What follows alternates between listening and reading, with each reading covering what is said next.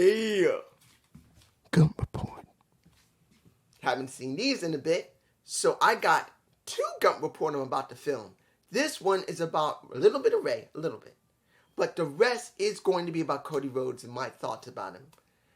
But also, my next Gump report will be on Naomi and what I think is possibly going to happen. Now, I haven't found much information on Naomi. I haven't. None of the sites are talking about it, but I am going to give my thoughts on her. Now, if this is the first time you're watching a Gump report, hiya. That's just me. If I'm going to sound cringe, this is just me. I'm going higher.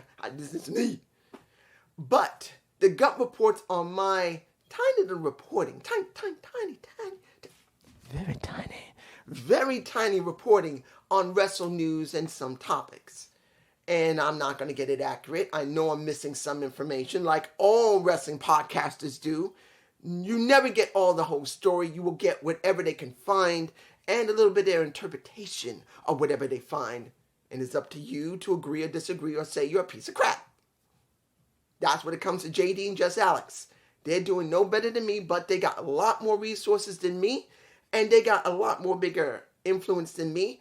And whatever they say, easily is bigger than me. And there's no problem. But all of us only get what we can find.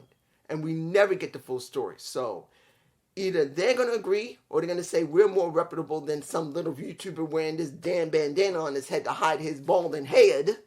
Got nothing. What else am I going to say? What else am I going to say? But at least I'm honest about it. Now, let's start with Ray. Now, it's been reported, and I believe it's on Twitter right now. If you go to nodq.com and you look up where they have the Twitter connection to, I believe the guy's name is Wrestle Cringe. Just in case I mispronounce his name, I got to get it right now.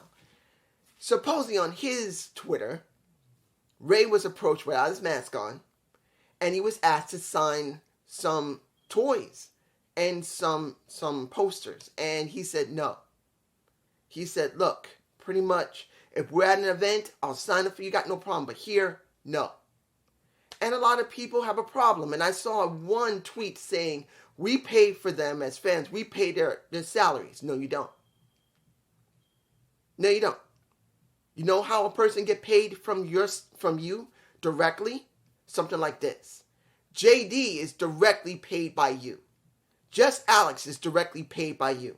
Solomonster is directly paid by the fans by you. You're not. That's something not many people... This is where I get kind of pissed at fans. And that I, many years ago, was no better than them until I had to start doing these reviews and understanding how the wrestle business works. Because no matter how much you say that the fans are the reason they get paid, no, they're not. They're being paid by a company. The company have them in a contract. Ray has a no-fault contract, I believe that's what they call it. And that he is paid a very large sum of money. You're not paying his money. No. The people that you are paying directly as a fan, that you can honestly say under a wrestling industry is being paid, is like this. Solomonster is being paid directly by you. JD is being directly paid by you. Just Alex is being directly paid by you. Now me, no. No one's paying me. I got no super chats. I'm not giving a Patreon. And I'm definitely not doing anything like a PayPal. I'm not doing that. I don't got any followers. I don't got nothing. So I can say this, that I'm not being paid by anybody. I can say whatever the fuck I want, whether I piss your ass off or not, and you can leave, or you can stay, or you can agree, you can disagree. But when it comes to Just Alex, when it comes to JD, when it comes to Solomonster, when it comes to Wrestling Inc., and anybody else that is a podcaster, you as wrestling fans are directly paying for them. So that's the only time you can honestly say that. Now, mind you, do you buy the merch from basically a promotion? Hell yeah, you are. Are you going to see them at an arena? Hell you are. Do you give what anything else that a wrestling fan would do? Buy the posters, buy the clothes, buy the belts? Yes, you do. But unlike these idiots who are on Twitter who believe as fans we pay for them. They got to do what we want. No. They have a contract with WWE. They are being paid whether we hate them or not. If one of them, like a Superfly Jimmy Snuka, was alive today and had killed somebody like it had been alleged, and he got off, which we all know, if the company is protecting him and absolutely every person hates him, but the company still pays for him on the roster, still has him on contract, and no matter how much everyone wants him hung, the company's still protecting him, he's being taken care of by the company.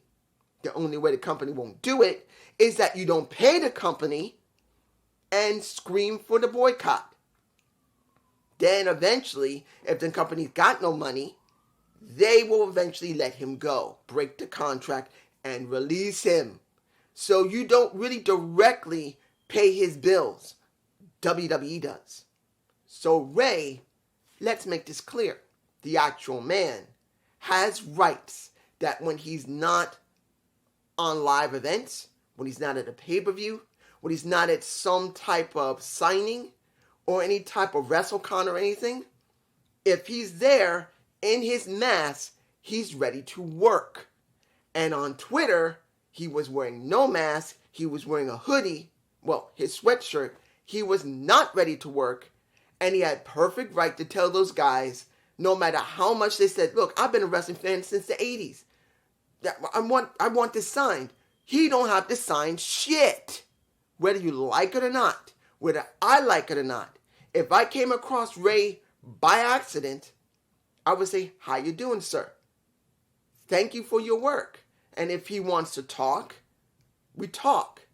But I would leave him alone after that. I would not ask him to sign anything because that's his private time. And if you do not understand private time, think about this. You're working in your job and people are coming to you like tax collectors coming to you at your job saying, excuse me, sir, you need to sign this because you're behind in your credit cards. Sign this now. And you're saying, excuse me, you don't work here. I'm busy in my job making the money to pay for you. Please leave. That's no different. So know your role.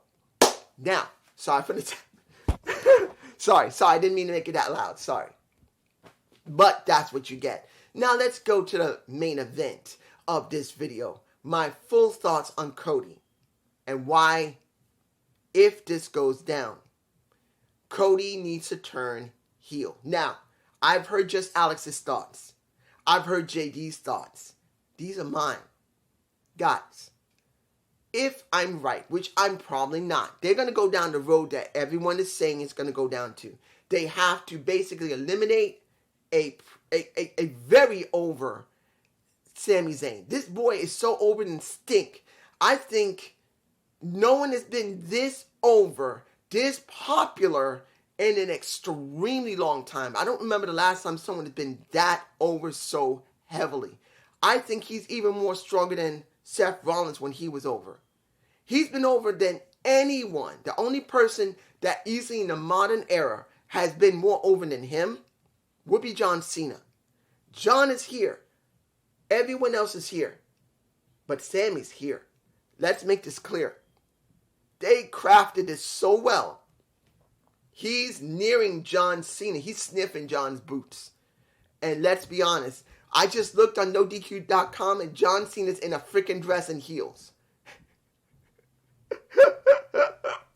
Shit, he looks chunky. Damn. But even doing that stuff, if John comes back, he is still massively over with the crowd. He's here. He's where Austin. He is where Rock. He is where Goldberg at that time was back in the late 2000s. Not now. But Sammy's here. He is. Now you can easily say that Roman was so over, he was there as well, and he is. But as a heel now, he's the opposite point of the spectrum. So he, as a face, is easily too over. You know where Cody is? To Sammy? Sorry. Anybody who loves Cody, I still love Cody, but Sammy's more over. And that is the reason why I'm thinking this. And I know it probably will not happen, but this is what my thoughts are. Because of what's been going on, because of what he spoke about on SmackDown, let's make this clear right freaking now. They got two choices.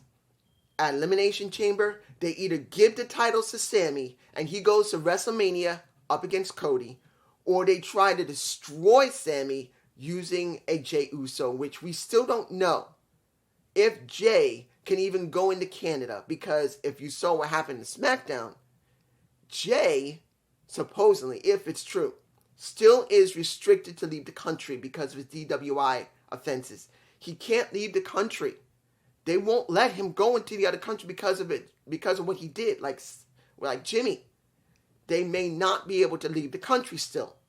So, if this is true, the match between Sami and Roman will be only with Solo will be there because he doesn't have the problem yet. If he hasn't been drinking or having problems like that, he will be there.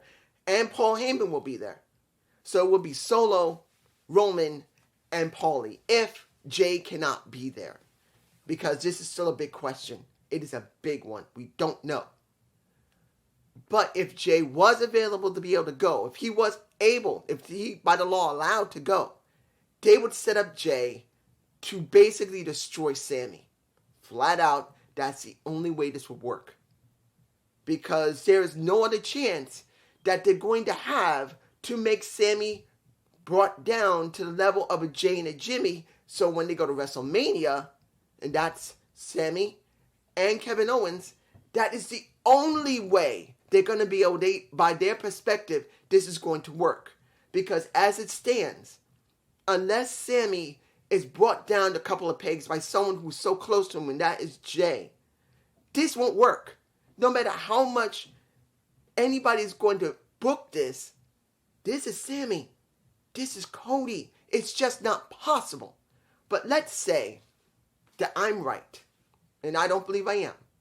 Let's say they know they're trapped. They're between a rock and a hard place. That's Triple H and his team. And the only option they got left is to let Sami win and let him go to WrestleMania against Cody. Because if I'm right, and I am going to leave a connection to this video with my video that I made for who's the head of the table, because we still don't know if Rock is going to come. For what Rock said, he is not going to do it. He's not. So what are we going to have as a marquee match for Roman Reigns? It's going to be Jey Uso. Seeing who is the true head of the table. Because, as I said in my video, the only other person that this could work, if you're not going to have Rock, will be Jey. They had their feud 2 years ago. And I'm telling you right now, if this goes down the way it could, you're going to have, at WrestleMania, if there's no Rock, and they decide to drop the title of the Undisputed Universal WWE Champion to a Sami Zayn, and he goes off and faces a Cody Rhodes, it will be Roman trying to fight to keep his position as the head of the table with a Jey Uso. If that happens, then what's going to happen with Sami and what's going to happen with Cody? This is what's going to happen if it goes down that route. The only option, if they let Sami win the damn title. This is what I believe will happen. They go to Elimination Chamber. There is no Jey, or maybe there will be. But Jey helps Sami to win the damn title. He wins the WWE Undisputed Universal titles. And he wins. And when he does, and due to Jey doing that against Roman, they're going to go off and do that feud going into WrestleMania. Sami shows up on Raw, meets Cody. And there's no animosity between the two. There's respect.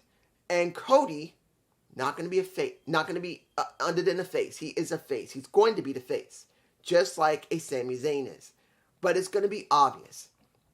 Cody is going to notice for the fans that he's not there. That he's like this. People will begin to boo Cody. Because he will be way too over Sami. He is not going to happen. Sami is going to have the most amount of pops.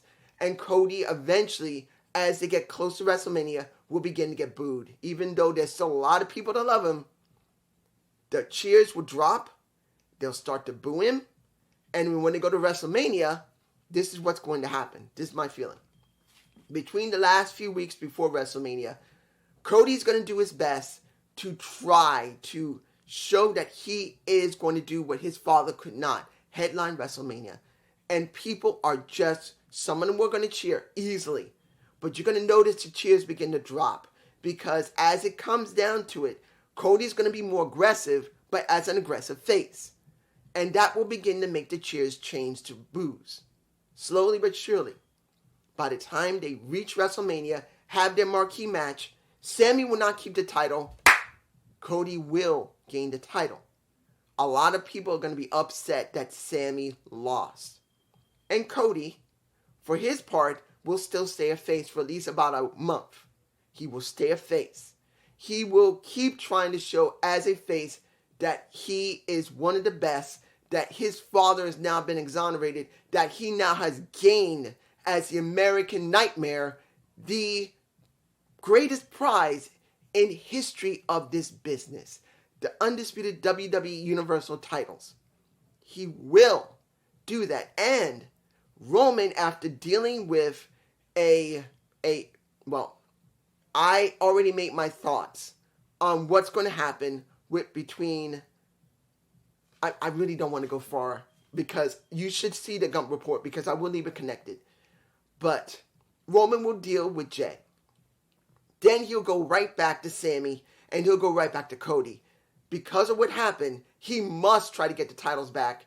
And Solo will probably be by his side. Maybe by his side by that point. But you'll have Cody and you'll have Sami helping one another because Roman will have to have someone by his side to try and help him to deal with the situation. Eventually, after that's dealt with, Sami's going to try and come at Cody again to try and get a second shot. And that's when, before this happens, and it's noticed because there's going to be some type of arrangement that by the next pay-per-view, which will be a minor one, you're going to see Cody versus Sami, and they have to team up because of something. Cody will turn heel. I say within 2 months, he will turn heel and be a vicious heel and put Sami over even more. And he will become a cold, calculating, cruel heel. And this is where I think he'll be, because when it comes down to it, he's not going to win this. As it stands right now, Sami's here. He's just getting too much momentum. Cody's just here. I'm not liking it. I'm not disliking it. I'm just telling you what it looks like. And if my theory is correct, which is not, I doubt they're going down this route. Cody will have no choice, but instead of being two faces, it's going to be, here's your face, here's your heel. They're working together. Eventually, he will have to turn heel. He has to. There is no option. He's going to be more over as a heel than he will be as a face. Because at this point, there's just no comparison. Just not going to see it. I just cannot believe if they go down the route I'm talking about and they keep him as a face, that this will work for him. It will be a detriment to him to stay face and be the undisputed WWE Universal Champion after winning against Sami, who's a much over face than he is. It's just going to hurt him. He has no option but to turn heel. He'll be a better heel than he will be a face. Now, there will be some that's going to say, dude, are you crazy? It's too early. It's not the point of being early. It's the point of reading the crowd. Guys, one of the problems Vince McMahon had was not reading the crowd, reading the fans at home and at the arenas. He refused to read them. One of the things that people loved about AEW is because on the fly, when they realized something was going on, they changed direction on the fly and went with it. They did. The only time in recent memory they did that was with Kofi Kingston. And mostly due to the fact that, unfortunately, when it came to Mustafa Ali, I'm not doing Mustafa. I like them as Mustafa. Yes, I know it's a Lion King reference. I don't care. They read the crowd well enough that Kofi was over enough that they could flip and change direction and gave him the championship and was massively over. Here, if Triple H reads this correctly, counting up when they get to Elimination Chamber this week, how over Cody is compared to how over Sami is, they will change direction. They will. At Elimination Chamber, they'll change the direction if they have to. If they see that this is going the way it is, that Sami's just too far over, and Roman has to drop it so Sami can go to WrestleMania, no matter how much JD says, no, that's stupid, just Alex, no, that's stupid, or Solomon says, no, that's stupid, this is about how they read the fans. And if they read the fans correctly, they will let Sami win and let him go to WrestleMania. And if they read the fans correctly afterward, they must turn Cody heel within 2 months.